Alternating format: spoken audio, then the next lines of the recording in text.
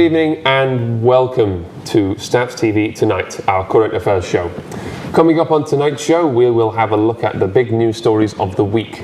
The US town of Ferguson sees bad rioting after a jury decides not to bring charges over an unarmed black teenager's killing by police. A parliamentary inquiry has reported that Fusilier Lee Rigby's death was not preventable by the security services. Also in the show, we take a look at some of the films coming out this month. We'll have a chat about what will be happening at Legends next week and looking at what young people on the internet are finding amusing this week.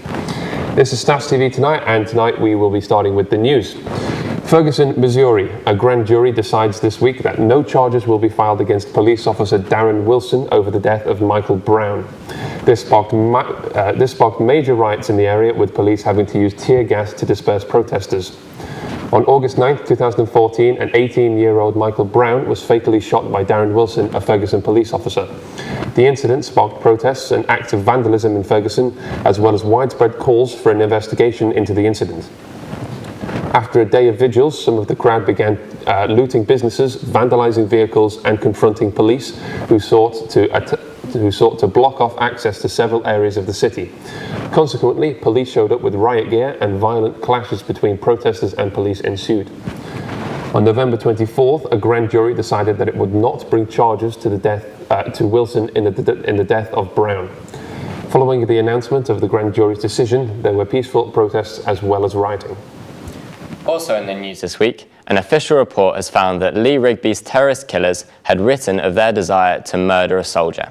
The report published on Tuesday said that security services were never told that one of the killers, Michael Adebowale, had written of his intent on a social networking site 6 months before he and Michael Adebowale brutally attacked Rigby in the street and attempted to behead him.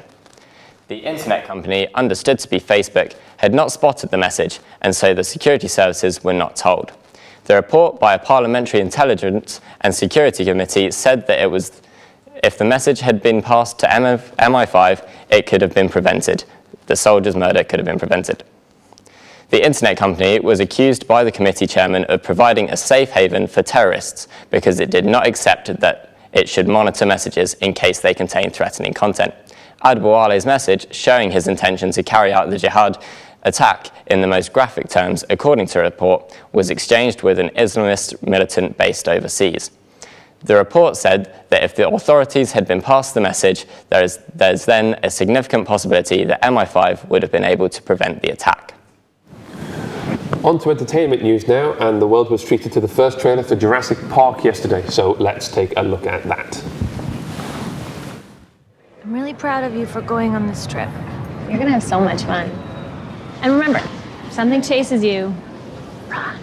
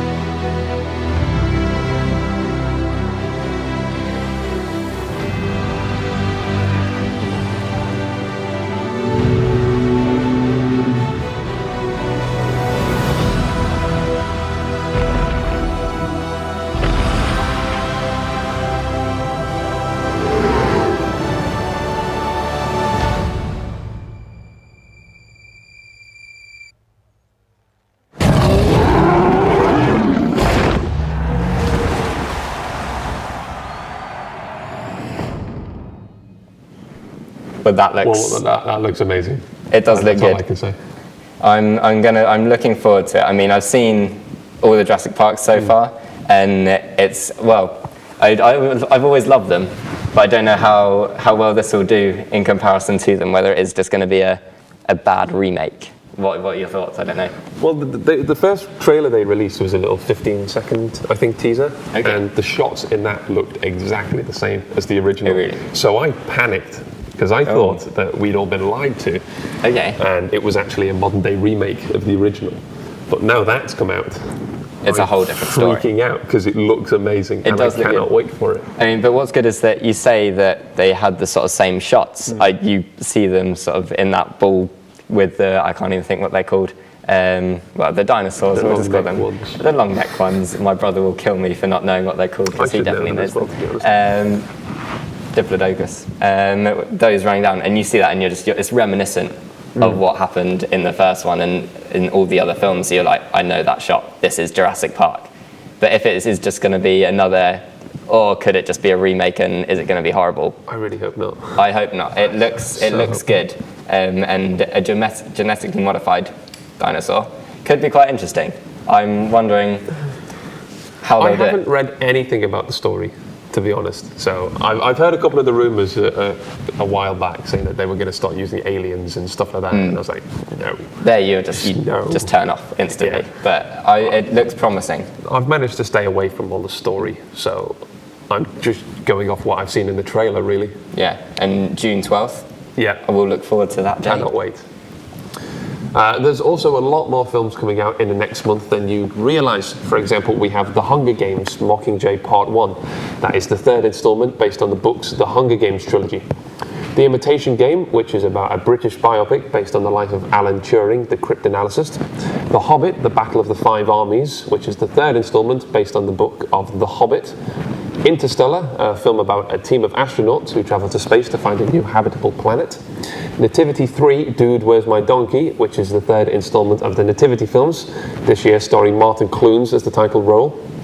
Mr. Turner, a British biopic about the painter J.M.W. Turner. Get On Up, an American biopic and a drama film about the life of singer James Brown. And also the trailer for the new Star Wars film, The Force Awakens, which will be released next week. Now that. Again, I can't wait for it. Star Wars, I went through a period when I was a kid, roughly around the time Return of the Jedi came out. Okay. Not Return of Revenge of the Sith. Revenge of the Sith. Around that time came out, I had all the action figures, I bought all the magazines. Okay. And A true fan. I was diehard Star Wars fan. Yeah. So you're excited about it. I cannot wait for this. I think it'll be a really good one. I do remember Revenge of the Sith when that came out, literally the cinema was packed. So my whole family went, and it was, well, there's 7 of us in our family. It was like we were just dotted around the cinema, and you were never going to actually find a seat. And it was just like, this is going to be amazing. And I think it's going to be it's going to be a similar hype for this film. I don't know what the story will be. They've kept that quite well under wraps. Nobody knows. No one knows. I'm surprised they've been able to keep it under wraps. Yeah, I'm sure the actors themselves in it must be so excited to even be a part of it. I mean, there's been so many like speculation as to who's going to be in this film, and I'm excited to see the full-length trailer for it, and not just I've heard that this guy's in it. I'm excited. I know there's been a few spoof trailers. Have you seen any of these spoof trailers? Yeah, I saw one earlier. They intercut it with old footage from like the original trilogy, and then there was just a shot of a stormtrooper that had a lightsaber. Yes. I was like, no, that is clearly not the right one. See, that it fooled me for a little bit. For about 15 seconds in the film, I was like, no, this is actually it. And I was like, I'm actually going to see this, and I was like, hold on, no, this may not be right. But I'm hoping that same level of excitement that I had for that film when I first saw sort of the Hobbit Battle of the Five Armies trailer. Yeah. I'm hoping I'll sort of get that again when this trailer drops next week. I'm excited to see whether it will turn out as well as it does. I'm not sure if it's got a release date yet. Do you know? It does, but I cannot remember for the life of me. I'm hoping that it'll definitely be next year, late next year, I think. Be one of those Christmas releases. Sometimes telling me around May, but then Avengers is out then, so I might be getting confused. And then everyone's just going to have that pun of May the 4th. If it's that date, then I am just going to burst out laughing and be like, "Are you serious?" But that would be amazing. I'm going to look forward to it. It should be quite a good one, depending on how good it is. 18th of December, apparently it's out. 2015 next year. So we've still got over a year to wait for it yet. Which I think says a lot about what's going to be in the film. If they've already finished filming it, that means there's going to be a lot of computer stuff. Oh, I can definitely see it. It's going to have to. But I'm hoping that it's going to be better than... there's loads of films that I've felt... I mean, just sort of comparing the sort of Lord of the Rings to The Hobbit, the sort of CGI in The Hobbit, yes, Smaug looks great, but then the actual orcs and goblins are a bit sort of, you can tell they're fake. I'm hoping with this that when they're actually in space, that you feel like you're in space. Yeah, I hope so too. We'll look forward to it. 18th of December 2015. 2015, bring it on. Yeah. So onto the music news now. The charity supergroup Band Aid recovered the track Do They Know It's Christmas, with a host of new stars including Ed Sheeran, Ellie Goulding, One Direction, Sinead O'Connor, and countless more. Since its release, the track has sold over 300,000, making it the fastest selling single in 2014, and being #1 in 50 countries, which is quite impressive, I must say. All of the money raised from this track has been going to the 2014 Ebola crisis in West Africa. So let's take a look at the video for that track.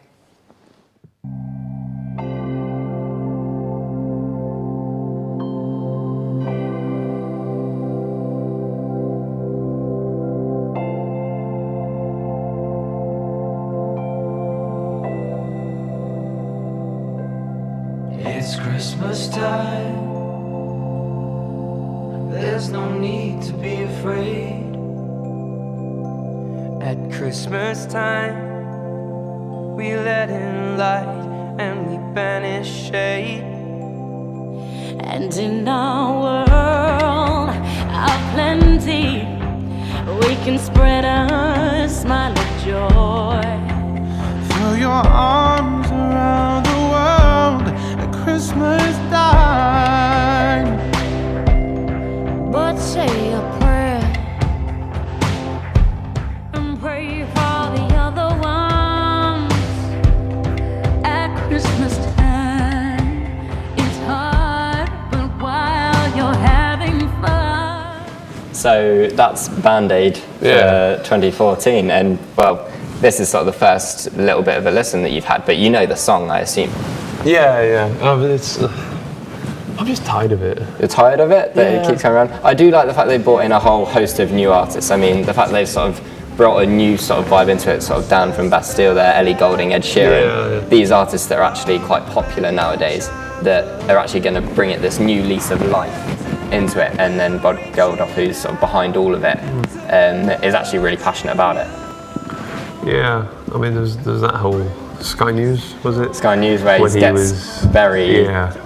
He gets very passionate. We'll say very passionate about the whole thing. But I just feel like this is something that he's passionate about. It's like, I know a lot of people say musicians just make music, and well, I don't want to name artists, but it's like Justin Bieber, you make a song, you're just going to make loads of money off of it. Whereas here, it's actually, they've all got behind the idea of, we need to stop this Ebola crisis from getting any worse.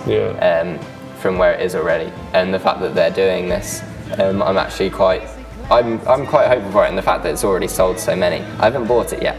I need to keep listening to it. You haven't even heard it yet. I'm impressed that you haven't even heard it. I mean, it's been publicised very well. But just where you can see some of the whole host of people on this. I recognise about 4 people in that group. Recognise about 4. There are a few sort of famous YouTube stars as well. People that don't actually sing, but actually are famed for other things. So just sort of the popularity of actually getting it out there it's essentially, yes, to make money, but to raise money for a good cause. I think it's actually been quite a good thing to get involved with. And well, if you haven't heard it, have a listen to the track. It's well, you know the song. You could sing along straight away, but it's quite a nice version. It's cheesy, but it's a good cheesy. As it is every single year. Yes. Yeah. Oh well. One more year and then it will end, hopefully. I just want a new song. That's all I want. I'm fine with the cause and everything. Just get a new song. Okay. That's all I ask. But anyway, on to some more local news, and here is what is happening at Staffordshire University next week. So, Andrew, this is something that you've been organising, isn't it? Yeah, so I'm part of the team organising an event at Legends next week. It is I'm a Staffordshire University student. I've finished my deadlines. Get me out of here. So we're going to basically be throwing a massive party at Legends for all the students who, I know some of you may not have handed in any of your deadlines yet, but the fact that now is the best time to party, just before that massive rush comes in. So what's the event about? Getting absolutely smashed, really. Well, I shouldn't endorse that. But going and having a great time, the fact that we can go and have this party, and congratulations, you've survived your first semester if you're a first year. It's quite a daunting thing coming in. I know last year I was a bit like, oh God, yeah, this is my first year of uni. I'm away from home, or well, for me, I'm sort of 5 hours away from home. It's incredible. Some people are closer by, but coming down and actually celebrating, well done, you've survived your first semester. It's for everyone to come down. Probably the most important thing that people are asking is who's playing at this event.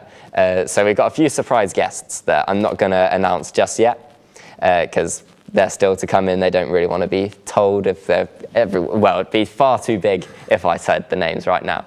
But it's going to be a great event. We've got some first year bands coming on, Fresh Yar, A Cold Night for Alligators, and Quadrophoenix. So these bands, although they formed quite recently, actually really good. I've been to a few of their rehearsals, and it's been a really good thing to go for. When is the event? Next Wednesday, we're going to be streaming it live from staffstv.co.uk/live. So come down, watch it there, or come to Legends itself. We've got games, prizes galore that you can come and use. Come and have a go and have some fun. Awesome. Sounds like it's going to be an awesome night then. It will be. I'm really looking forward to it. Excellent. Well, thank you, Andrew, for that. Squirrel and a GoPro is what we're going to be talking about next. Oh, okay. I think this is the best story. This is the best story. Video I was going to say, go around. If you stayed tuned for the whole show, this is why you've stayed tuned. Yeah, let's take a look at this squirrel. It's not.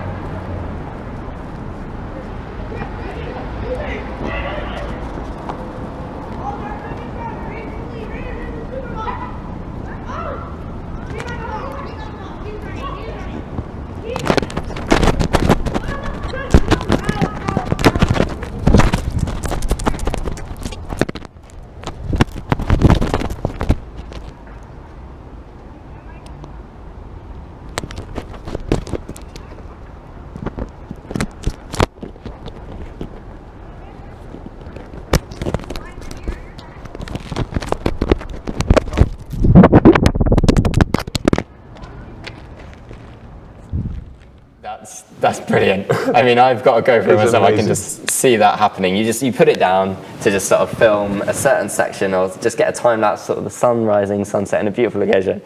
And you always think it'd be so funny if an animal came up and just was like, just literally like, I don't know, just photobombed your whole thing. That's brilliant. It's like an actual squirrel photobomb.